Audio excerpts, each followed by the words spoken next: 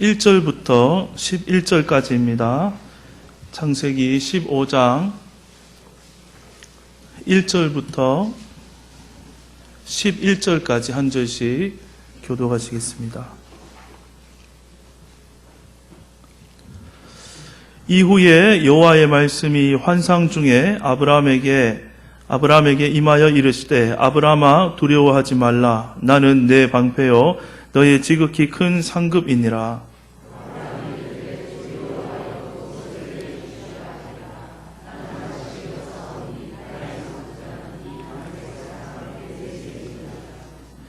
아브라함이 또 이르되 주께서 내게 씨를 주지 아니하셨으니 내 집에서 길린 자가 내 상속자가 될 것이니이다.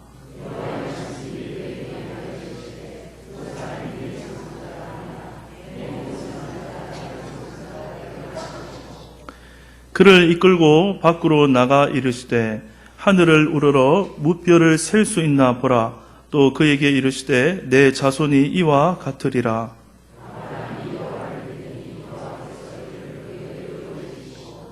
또 그에게 이르시되 나는 이 땅을 내게 주어 소유를 삼게 하려고 너를 갈대아 인의 우르에서 이끌어낸 여호와니라.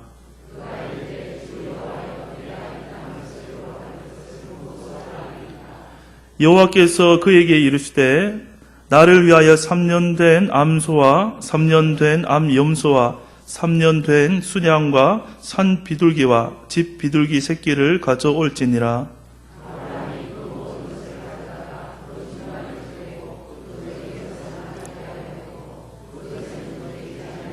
함께 보겠습니다. 솔개가 그 사체 위에 내릴 때에는 아브라함이 쫓아왔더라. 아멘. 네. 우리 오후 시간 피곤하니까 기지개 한번 펴고 말씀 듣도록 하겠습니다. 한번 허리를 돌려주시고 주일 새벽부터 아마 이 시간까지 교회 있으면 섬기시고 예배드리고 피곤하실 텐데 말씀이 영육간 힘이 될 줄로 믿습니다. 네.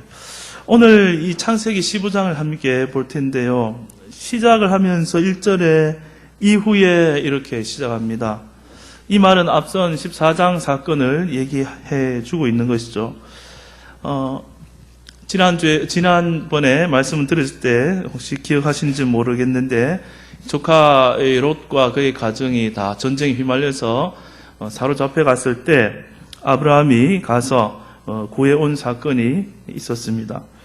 그런데 밤에 기습적으로 가서 이렇게 구해서 돌아온 것까지는 기쁘고 좋은 일이었는데 아브라함 마음속에 세상적인 그 근심과 염려가 확 들어온 생각이 무엇이었겠습니까?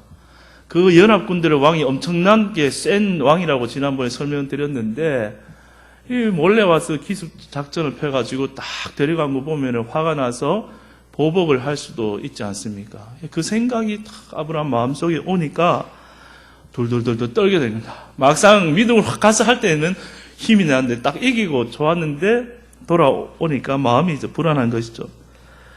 우리들도 이런 경험을 반복하면서 살아가는 것 같습니다. 때로는 아주 급박한 순간이나 정말 필요할 때 아니면 큰 시험을 앞두거나 어떤 일이 있을 때 다 내 생각 내놓고 기도하고, 우리 기도 사역팀이나 이제 줄임말이 있는데, 죄송합니다. 빡시게 기도하고, 열기라면 열심히 기도하고, 또 한 게 뭐죠? 계기, 약간 이제 줄이니까 막 어투가 좀 그런데, 저도 처음에 몰랐는데 문자 받고, 제가 아멘교회 와서 처음 그 문자로, 박기, 열기, 계기, 왜 권사님에서 이런 말이 나올까 생각했는데, 그게 그런 뜻이더라고요. 이게 아마 이제, 친하시고 하니까 그런 줄임말로, 우리 그렇게 기도하자, 이렇게 하셨는데, 다급한 일이 있으면 그렇게 기도하고, 하나님 놀라운 역사를 경험하고 승리하고 그 시험 확 넘어가는 경우가 있습니다. 아브라함이 아마 그랬던 것 같습니다. 그런데 막상 그렇게 할 때는 승리했지만, 또 지나고 나니까 이 보복에 대한 두려움이 사로잡히는 것처럼, 우리들도 승리도 하지만 또 승리 뒤에는 또 두려움, 근심, 염려가 찾아오게 되는 것이죠. 그런데 그럼에도 불구하고 우리가 이 자리에 앉아있고 그래도 흔들흔들해도 믿음의 길을 여기까지 걸어올 수 있었던 이유가 무엇이겠습니까? 그러할 때마다 하나님께서 우리에게 오시고 찾아오셔서 말씀해 주시는 거죠. 괜찮다. 또 두려워하지 말라고 말씀해 주시기 때문에 다시 그 말씀 붙들고 우리가 여기까지 우리 인생이 달려온 줄로 믿습니다. 이렇게 떨고 있는 아브라함에게 하나님 하신 말씀이 1절에 나옵니다. 이후에 여호와의 말씀이 환상 중에 아브라함에게 임하여 이르시되 아브라함아 두려워하지 말라. 나는 너의 방패가 된다. 내가 너의 방패다. 이렇게 얘기해 주시고 나는 너의 지극히 큰 뭐라고 하셨죠? 상급이다. 내가 너의 상급이다. 이렇게 얘기하십니다.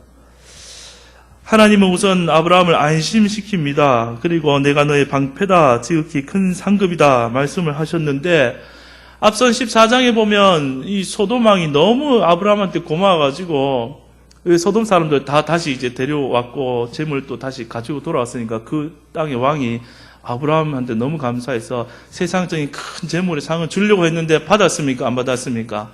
안 받았어요. 안 받으니까 오늘 15장에 하나님께서 딱 오셔서 잘했다. 내가 너의 뭐라고요? 큰 상급이다. 이렇게 얘기를 해주고 계시는 것입니다.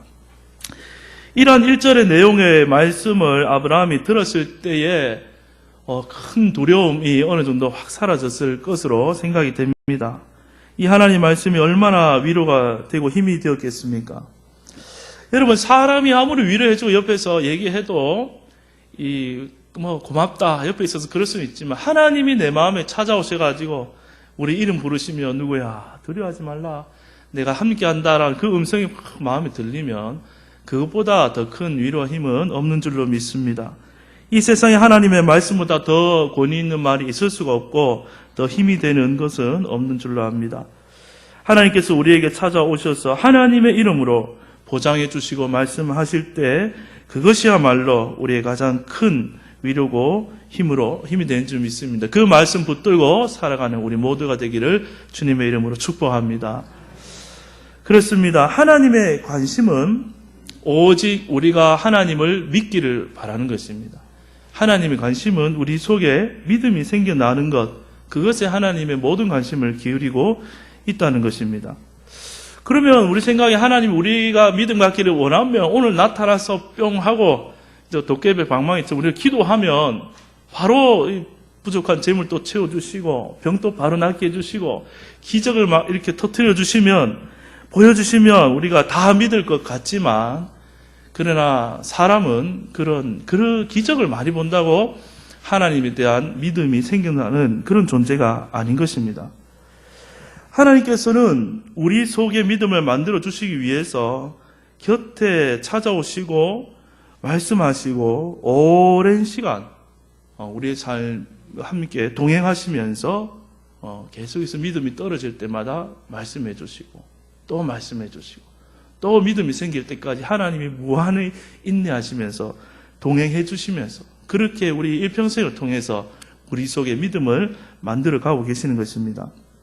그러므로 믿음이라고 하는 것은 우리가 막 하루아침 노력한다고 그저 만들어지는 그런 쉬운 것이 아닙니다.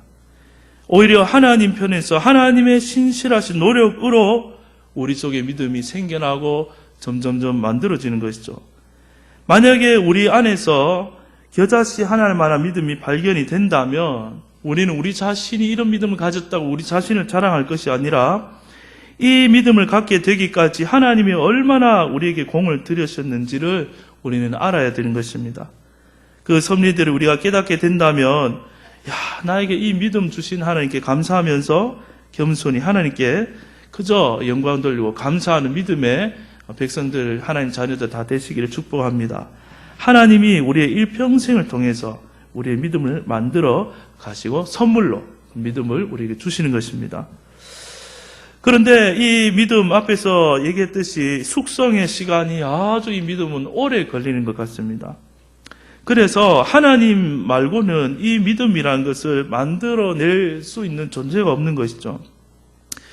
우리 부모님들도 자녀들이 사춘기 들어가면 힘들지 않습니까? 말 안 듣고 하면 아무리 저거 얘기해도 뭐 안 된다고 합니까?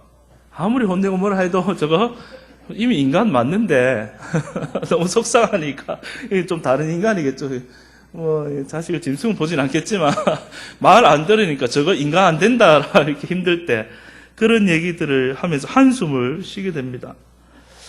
그런데 한번 생각해 보십시오. 하나님이 우리 같은 죄인 데리고 정금 같은 믿음의 사람 만들려고 하나님이 이제 하나님 도전하시는데 하나님 얼마나 많은 한숨을 사실은 쉬셔야 되겠습니까? 물론 하나님은 그렇게 한숨을 쉬시진 않으시겠죠.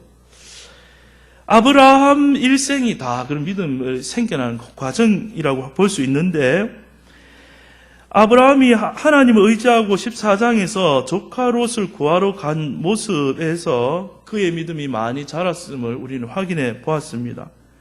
그렇지만 그 행동만으로 아브라함 믿음이 다 자랐다 이렇게 볼 수는 없습니다. 왜냐하면 15장에 보면 다시 그의 연약한 모습이 나오기 때문입니다.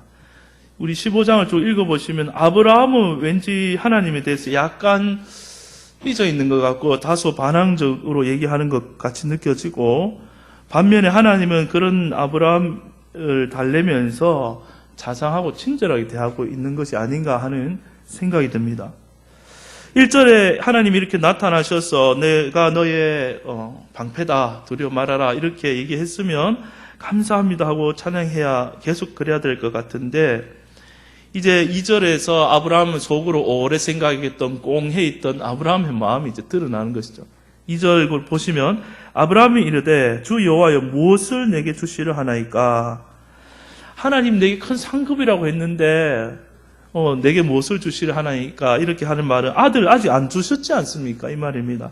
나는 자식이 없사오니 나의 상속자는 이 다메섹 사람 엘리에셀입니다. 아브라함이 또 이르되 주께서 내게 씨를 주지 아니하셨으니 내 집에서 길린 자가 내 상속자가 될 것이니이다. 하나님은 너를 통해서 주겠다고 했는데 아브라함은 한 10년쯤 기다려 안 되니까 마음속으로 하나님 얘기하면 나는 우리 집에 종중에서 아들을 삼아서 해야겠다라고 미리 생각을 하고 있었던 것이죠. 하지만 하나님께서는 다시 그에게 그는 너의 상속자가 아니다. 너의 몸에서 날 자가 너의 상속자가 될 것이다 라고 못 박아서 다시 말씀을 해주십니다. 그리고 아브라함 잠깐 나와볼래 해가지고 이렇게 밖으로 쫙 데리고 나갑니다. 밤 시간이었던 것 같습니다. 그래서 마치 하나님이 자상하게 한 손은 아브라함의 어깨에 손을 얹고 또 한 손가락으로 하늘을 가리키는 것처럼 말씀을 하십니다. 내 자손이 저 별들과 같이 수도 없이 많아질 것이다 했을 때 아브라함이 어떻게 반응했을지 모르겠습니다. 저는 이 본문을 볼 때마다 참 이 본문을 좋아합니다. 제가 중고등학교 시절 때 힘들면 한 번씩 지붕에 올라갔습니다. 2층 그 집에 있었는데 그래서 이렇게 지붕 이렇게 붙여놓은 지붕은 뭐라죠? 그걸 일본 말이 같은데 생각이 안 나는데 그 위에 올라가가지고 이렇게 하늘 보면 별이 보이고 하늘 보면서 기도했던 기억이 납니다. 하나님께도 기도했고 거기서 연애 편지도 쓰고 했는데 이 본문 보면 그때 이제 생각이 나더라. 하늘 보면서 나도 이제 하나님과 대화했지 이런 이제 기도했지 생각이 듭니다. 그래서 이 본문을 보면 제가 그때 만났던 인격적이고 자상하고 낭만적인 하나님, 아브라함이 이미 이렇게 하나님 별 보여주면서 나한테도 그렇게 해주시는 게 아닌가 이렇게 기억이 됩니다. 이게 뿔난 아브라함을 달래고 있는 거죠. 하나님이 왜 그렇게 합니까? 아브라함 속에 뭐를 만들고 싶었어요? 믿음을 만들어주고 싶어서 이렇게 합니다. 하나님의 배려고 노력입니다. 아브라함이 이제 그래도 하나님이 노력 많이 했잖아요. 그죠? 와서 내가 너의 방패다, 상급이다 해주고 위로 두려워하지 말라 해주고 또 삐져서 얘기하니까 별 보여주면서 이렇게 아주 낭만적으로 아니다 저렇게 될 거다 다시 이렇게 달래니까 아브라함이 네 알겠습니다 하고 이제 믿은 거죠. 믿습니다 했더니 하나님 그 말 한마디에 너무 기뻐가지고 너는 어떻다고 이제 오늘 말합니까? 너는 몇 절입니까? 6절입니까? 6절에 아브라함이 여호와를 어떻게 하니까요? 믿으니 여호와께서 이를 그의 의로 여기셨다. 네가 나를 믿는다고 그래 너는 의롭다. 이렇게 얘기해 주시는 것입니다. 하나님은 우리의 어떤 다른 것보다도 우리 속에서 믿음이 보일 때 가장 이렇게 기뻐하신다는 것입니다. 날마다 하나님께서 우리를 찾아오실 텐데 찾아오실 때마다 하나님 나 못 믿겠어요 이렇게 하지 마시고 하나님 상황은 이렇지만 그럼에도 불구하고 하나님 오늘 또 제가 하나님을 믿습니다. 이렇게 믿음으로 반응하는 하나님의 자녀들 다 되기를 축복합니다. 그러면 하나님이 기쁘다 하시면서 너는 의롭다 이렇게 해주시는 것입니다. 그래서 이제 겨우 자손에 대한 약속은 이제 믿음으로 돌려놨어요. 그 다음에 자손의 약속 말고 땅에 대한 약속이 나옵니다. 이 땅에 대한 약속에 대해서는 아브라함이 아직 어떻게 반응합니까? 7절과 8절에 보시면 또 그에게 이르시되 나는 이 땅을 너에게 주어 소유를 삼게 하려고 너를 갈대아 인의 우르에서 이끌어낸 여호와니라. 그가 이르되 주 여호와여. 앞에 믿는다고 했으면 믿습니다 하고 두 번째 또 나와야 되는데 8절을 보니까 주 여호와여 내가 이 땅을 소유로 받을 것을 무엇으로 알리까? 마음이 이제 이 땅에 대한 것도 뭔가 좀 증거를 주세요. 아브라함은 아브라함 입장에서는 오랜 인내 시간을 가졌습니다. 그렇죠? 아주 시간이 많이 지나면서 믿음이 자란 건 맞습니다. 믿음이 없어서 하는 얘기가 아니고 믿음은 있지만 하나님 이 믿음의 길 계속 가는 게 쉬워요, 어려워요? 힘들어요 하는 그런 뉘앙스로 저는 생각이 됩니다. 그래서 하나님 정말 주신다면 뭔가 좀 내가 믿을 수 있는 건덕지를 좀 주시면 내가 더 잘 믿을 수 있겠습니다. 하나님 무엇으로 알 수 있습니까? 요구를 했습니다. 그러면 하나님 자존심이 있으면 좀 이렇게 화내실 수도 있을 것 같은데 하나님 그렇게 안 합니다. 그렇게 안 하시고 오늘 보면 오히려 잘 됐다 하시면서 내가 너와 이번에는 확실하게 언약을 체결해 주겠다 하면서 가서 짐승을 가져오라고 요구합니다. 그래서 9절 이하에 보면 3년 된 암소, 또 3년 된 암염소, 또 3년 된 수양, 산비둘기, 집비둘기를 가져와서 언약 체결식을 하자. 준비해라. 짐승들은 다 반으로 쪼개고 비둘기는 그대로 놔두고 기다려라. 그렇게 명령하셨고 아브라함은 말씀하신 대로 다 순종했습니다. 그리고 기다려도 그 약속하셨던 하나님 안 나타나시고 그렇죠. 해가 지도록 안 나타나셨죠. 잘 아는 것처럼. 그래서 사체 위에 먹으려고 다른 솔개 같은 다른 짐승들은 쫓아내다가 기다려도 안 나타나고 하나님 안 옵니까? 하고 또 짐승 쫓아낸다고 또 하다 보니까 피곤해지는 거예요. 점점 피곤해지다가 이제 점점 의식을 잃고 하나님께서는 이런 아브라함을 깊은 잠에 빠지도록 만드십니다. 하나님께서 왜 그렇게 하셨을까요? 이것은 그에게 하나님께서 미래에 일어날 일들을 그 꿈 중에서 환상 가운데 보여주시려고 그렇게 잠들게 하신 것입니다. 그래서 12절 이하에 보면 해질 때에 아브라함에게 깊은 잠이 임하고 큰 흑암과 두려움이 그에게 임하였더니 여호와께서 아브라함에게 이르시되 너는 반드시 알라 내 자손이 이방에서 객이 되어 그들을 섬기겠고 그들은 400년 동안 내 자손을 괴롭게 하리니 그들이 섬기는 나라를 내가 징벌을 할지며 그 후에 내 자손이 큰 재물을 이끌고 나오리라. 너는 장수하다가 평안히 조상들에게 돌아가 장사될 것이요 내 자손은 4대 만에 이 땅에 돌아오리니 이는 아모리 족속의 죄악이 아직 가득 차지 아니함이니라 하시더니. 그러니까 아브라함은 지금 현재 입장에서는 별과 같은 자손은커녕 아들 한 명도 없지 않습니까? 그런데 믿을 수가 없는 거죠. 별과 같은 자손, 이거는 너무 아브라함 입장에서는 그림을 그리기 힘듭니다. 그런데 하나님은 아브라함에게 믿음을 심어주기 위해서 이렇게 구체적인 일어날 일들을 꿈을 통해 보여주시는 거죠, 비전을. 아브라함으로 봐서는 그의 생애에 일어날 일입니까? 아닙니까? 아닙니다. 그의 생애에 일어날 일은 아니지만 하나님은 아브라함에게 믿음을 더 확고히 주시기 위해서 그 자손에 대한 더 구체적인 내용과 미래 일들을 공유하는 거죠. 하나님의 일들을 아브라함의 친구처럼 보여준 것입니다. 그리고 놀라서 잠을 깨니까 눈에 뭐가 보였냐 하면 연기 나는 화로가 보이고 갈라놓은 짐승 사이로 횃불이 이렇게 움직여서 지나가는 것을 보게 되었습니다. 참 놀라운 광경이죠. 그렇죠. 횃불이 지나가니까. 아브라함 시대에는 계약을 체결할 때 우리 설교를 통해서 많이 아마 들었지 싶은데요. 계약을 할 때 계약서에 이제 당사자들의 뭐를 적죠? 우리가 종이에다가 이름을 적지 않습니까? 그런데 그 당시에는 이 고대 시대에는 자기의 이름만 그 계약서에 적는 것이 아니라 자기가 믿는 신의 이름도 적는 것입니다. 내가 하나님인데 하나님 적고, 뭐 상대가 예를 들어서 다른 신을 믿는 자기 이름 또 신 이름을 적습니다. 포함시킵니다.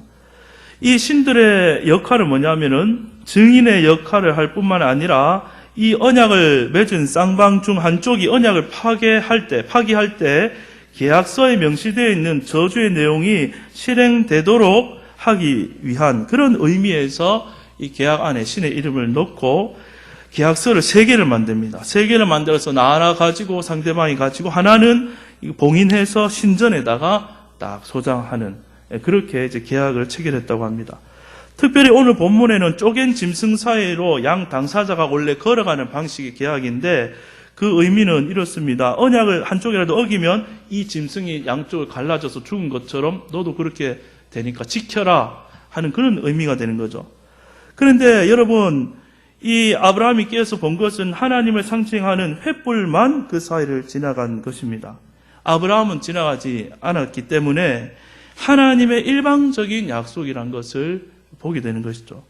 이 뜻은 이렇습니다. 하나님께서 스스로 내가 만약에 내 약속을 안 지키면 내가 너에게 하늘의 별처럼 바다의 모래처럼 많은 자손을 주고 복을 준다고 이 땅을 준다고 했는데 이거 내가 안 지키면 나는 더 이상 하나님 아니다. 하나님이 맹세하는 겁니다. 하나님이 하나님의 목숨, 하나님의 하나님됨을 걸고 하나님이 아브라함은 이제 놔두고 하나님 스스로 혼자 지나가신 것이죠. 아니 도대체 아브라함이 무엇이기에 하나님이 이렇게까지 해주셔야 됩니까? 하나님 자존심이 있으시죠. 하나님 또 자존심이 있지 왜 이렇게까지 하십니까? 그것은 앞서 얘기한 것처럼 하나님은 믿음의 사람 보기를 원하시는 것입니다. 하나님께서 아브라함을 믿음의 조상으로 세웠기 때문에 하나님께서 이 믿음의 사람 만들기 위해서 너 확실히 믿어라, 반드시 알아라, 반드시 믿어라 하면서 아브라함에게 믿음을 주시는 것입니다. 지금 우리가 읽고 있는 이 창세기의 원독자가 누구인지 여러분 아시죠? 예, 모세가 애굽 광야로 나와서 이제 모세 오경을 기록하고 출애굽한 백성들이 이 창세기를 원래 읽는 독자입니다. 그 광야에서 얼마나 많은 믿음의 갈등이 그들에게 있겠습니까? 그런데 자신들이 지금 가려고 하는 약속의 땅에 대해서 이 언약 체결식을 읽을 때에 하나님이 이렇게까지나 철저하게 약속하셨다, 가나안 땅을 준다 하는 내용을 보고 광야의 백성들이 읽을 때 얼마나 그 말씀이 힘이 있고 은혜가 되고 붙잡는 그런 약속의 말씀이 되겠습니까? 수백 년 전에 아브라함에게 맺었던 그 약속이 그 하나님 주시는 하나님의 복이 나와 지금 전혀 무관하지 않구나. 그 약속의 성취를, 그 땅은 내가 지금 우리가 광야 힘들지만 그 약속 이어져서 내가 지금 그 땅에 들어간구나. 말씀을 들으면서 읽으면서 그렇게 생각하게 되는 것이죠. 이것은 다시 건너와서 우리도 마찬가지라는 것입니다. 하나님께서 아브라함에게 주신 자손과 땅에 관한 약속은 우리를 향한 것입니다. 갈라디아서 3장 6절에서 오늘 본문의 아브라함을 바울은 언급하면서 이렇게 설명합니다. 갈라디아서 3장 6절을 제가 한번 읽어보겠습니다. 아브라함이 하나님을 믿음에 그것을 그에게 의로 정하셨다 함과 같으니라. 그런즉 믿음으로 말미암은 자들은 아브라함의 자손인 줄 알지어다. 바울이 이렇게 얘기합니다. 그러니까 하늘의 별 같은 자손 아브라함이 믿어서 믿음의 조상이 되고 그 별 그리고 그 모래 같은 자손은 지금 우리가 그 모래 이 비유적으로 하면 알갱이고 그 별인 것입니다. 믿음으로 말미암은 자들은 다 아브라함의 자손이고 우리가 바로 그 약속의 그 주인공들입니다. 또 갈라디아서 우리 3장 8절 9절을 제가 한번 읽어보겠습니다. 또 하나님이 이방을 믿음으로 말미암아 의로 정하실 것을 성경이 미리 알고 먼저 아브라함에게 복음을 전하되 모든 이방인이 너로 말미암아 복을 받으리라 하였느니라. 그러므로 믿음으로 말미암은 자는 믿음이 있는 아브라함과 함께 복을 받느니라. 이렇게 말씀합니다. 아브라함이 하나님의 약속을 믿을 수 없을 때에 하나님 나타나셔서 언약하시고 이루셨습니다. 예수를 믿는 이 세상의 모든 자가 아브라함과 약속된 바닷가의 모래 하늘의 별과 같은 하나님의 자손들이고 아브라함에게 약속했던 모든 복을 받아 누리는 당사자가 되는 것입니다. 쪼갠 고개 사이를 지나시면서 내 목숨을 걸고 반드시 이 일을 이루겠다고 하나님 하셨는데 구체적으로 하나님 목숨 걸고 어떻게 이행하셨습니까? 그것이 십자가 사건입니다. 십자가에서 자신의 생명을 내어주심으로 우리를 다 그분의 자녀 만드신 것입니다. 십자가에서 예수 그리스도의 생명, 하나님의 생명을 주심으로 우리를 다 믿음의 자손, 믿음의 자녀로 하나님이 확정하셨고 또 버리지 아니하시고 우리가 오늘도 동행하시면서 그 믿음의 자손이 되도록 아브라함과 동행했듯이 오늘 나의 걸음 속에도 인도하시고 함께해 주시는 것입니다. 이제 말씀을 정리하겠습니다. 지금 여러분 그 삶에 믿음을 흔들리게 하는 요소들은 어떤 것들이 있습니까? 내가 정말 하나님의 자녀라면 왜 내 인생에 이런 일이 일어나야 합니까? 하는 또 하나님, 내가 하나님의 자녀라면은 왜 내게 이렇게 어려움이 있고 끊임없는 두려움과 염려가 내 속에 있습니까? 하는 그런 것들, 광야에서 겪게 되는 것들, 우리 인생 가운데 다 있는 것입니다.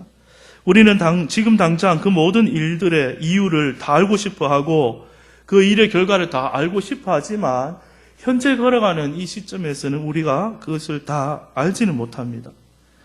그러나 우리가 이 말씀을 오늘 대하면서 하나님께서 아브라함과 약속하신 이 일들을 신실하게 이루신 것을 우리는 보았고 또 알고 믿기에 우리가 오늘 또 믿음의 길을 이 말씀을 붙들고 달려갈 수 있는 것입니다.